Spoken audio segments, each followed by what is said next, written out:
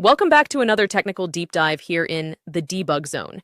Today we're tackling a big question and breaking it down with insights from other users. Hopefully this clears up some misconceptions and helps you get the answer you need.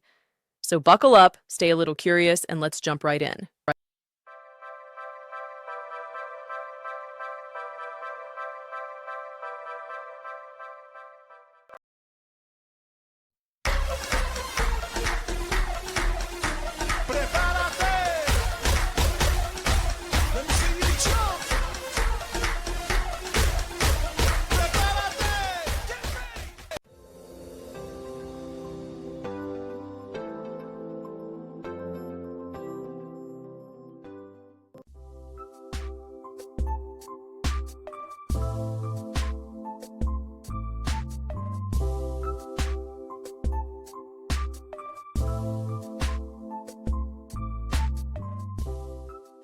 And that's a wrap.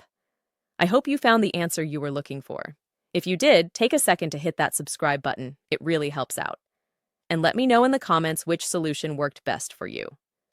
See you next time in the debug zone.